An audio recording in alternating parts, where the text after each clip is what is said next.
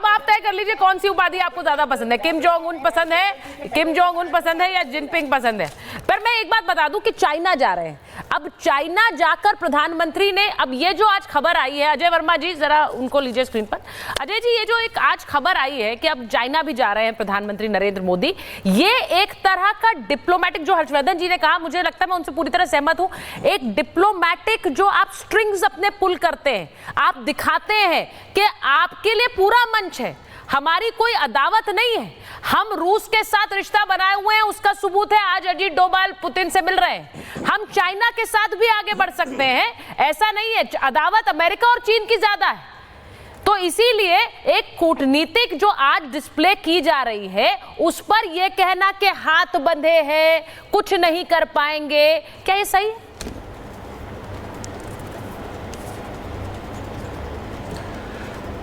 एक शेर सुन लीजिए कि मैं आईना हूं दिखाऊंगे दाग चेहरे का, और जिसे बुरा लगे वो सामने से हट जाए।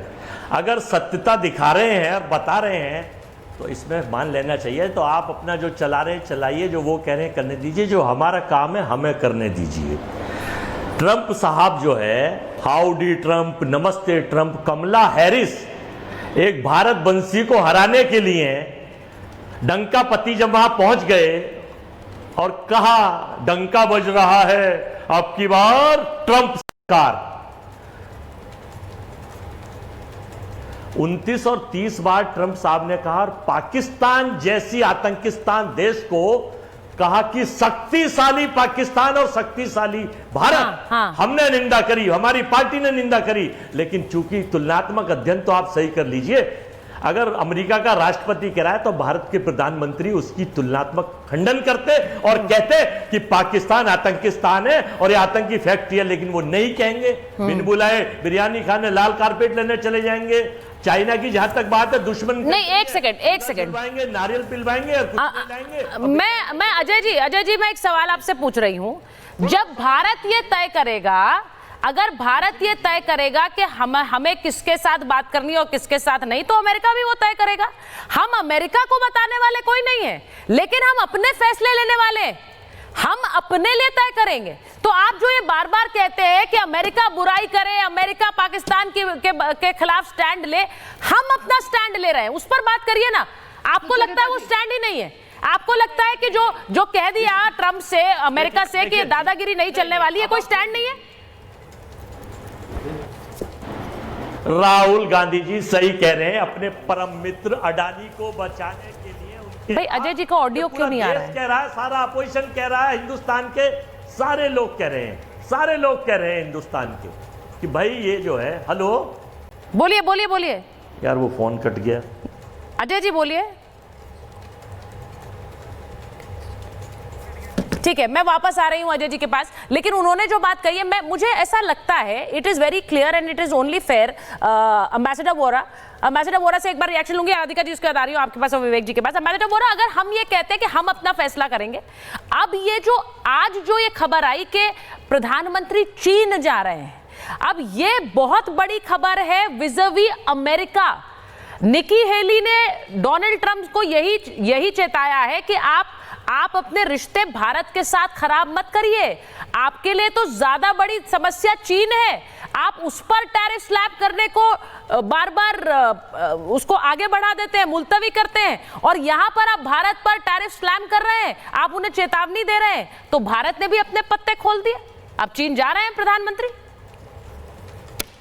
ये आपने बिल्कुल सही कहा है मैम कि हम लोग अपने फॉरेन पॉलिसी इंडिपेंडेंट बेसिस पे करते हैं। आपको याद होगा कि जब अफगानिस्तान से अमेरिकन छोड़ के गए थे, वो बोले कि अब हमें अपने हम यहाँ से बाहर निकल रहे हैं, हमें अपने नंबर 1 दुश्मन पर फोकस करना है। जो उस समय बोले वो चाइना था, उनका एक पोजीशन पेपर आया था, लेकिन बीच में ट्रंप साहब कभी कुछ कहते हैं, कभी कुछ कहते हैं। तो ये जो संदेश दिया जा रहा है कि ये बिल्कुल निकी हेली, मैं मिला हुआ उनसे, जानता तो नहीं, मिला हुआ हूं, बिल्कुल सही कह रही है, बड़े शार्प माइंड से बोला है कि अगर आपका नंबर 1 दुश्मन चीन है, जो आप मानते हैं केवल एक ही देश है जिसके पास ये ताकत है चीन का मुकाबला कर सके। दुनिया की 4th लार्जेस्ट, अब 3rd लार्जेस्ट इकोनॉमी बनने वाली है, 3rd मोस्ट पावरफुल मिलिट्री।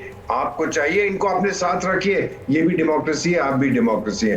तो मेरा ये कहना है मैम, अगर आप मेरे को कहने दें, टुडे, आज हम बात कर रहे हैं मैम अगस्त 2025 की। अमेरिका को भारत की ज्यादा जरूरत है, भारत को उतनी जरूरत नहीं है। ये जो बात अभी एम्बेसडर वोरा ने कही है, अमेरिका को भारत की ज्यादा जरूरत है।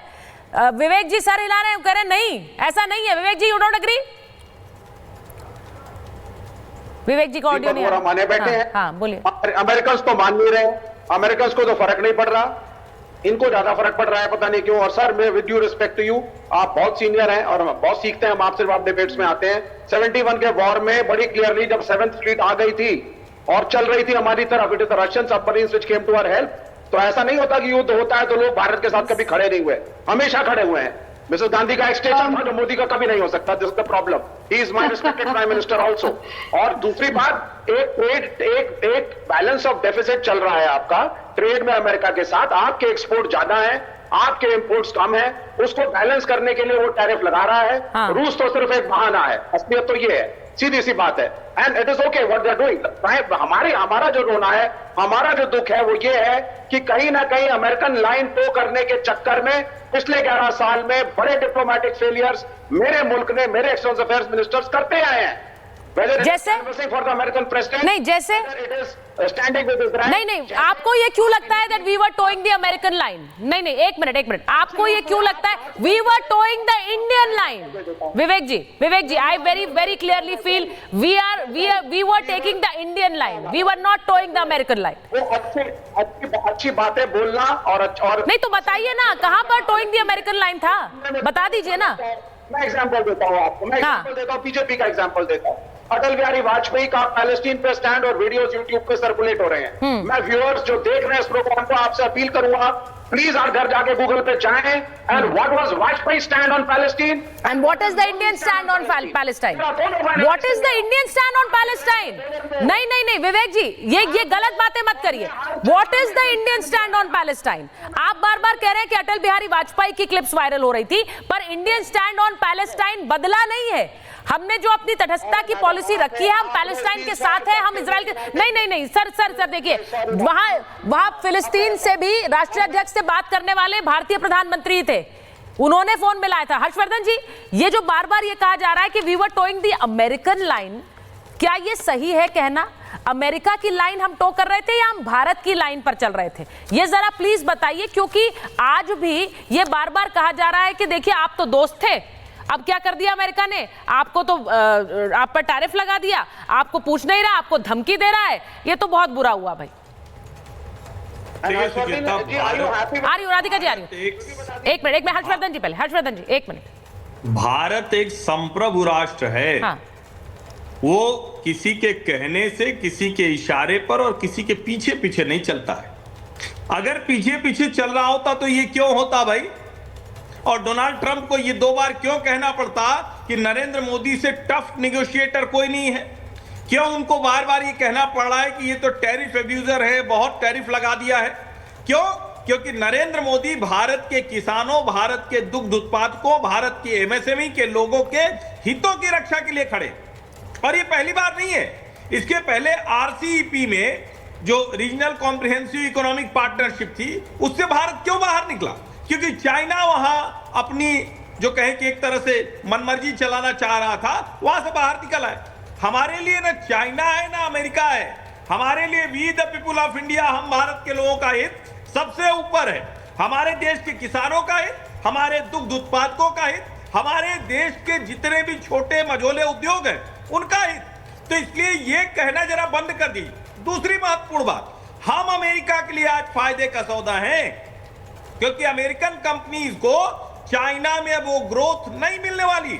हमारा होम ग्रोन मार्केट है, हम एक्सपोर्ट भी कर सकते हैं, हमारे पास डुअल एडवांटेज है। और आज की तारीख में भारत के साथ दुनिया के हर देश के रिश्ते बेहतर हैं, हर देश के रिश्ते, और हर देश हमारे साथ ट्रेड करना चाहता है। इसलिए इसको समझना होगा। और मैं फिर कह रहा हूं, अमेरिका ने हमारी दोस्ती देखी है, अब वो दुश्मनी देखेगा, इसमें मुझे कोई संदेह नहीं। और मैं भैया देशभक्त हूं, मैं वो वाला नहीं हूं आयातित विचार वाला कि अमेरिका के साथ तब खड़े होऊंगा जब वो भारत के विरोध में हो। मैं अमेरिका के साथ तब खड़ा होऊंगा जब वो भारत के हित में हो।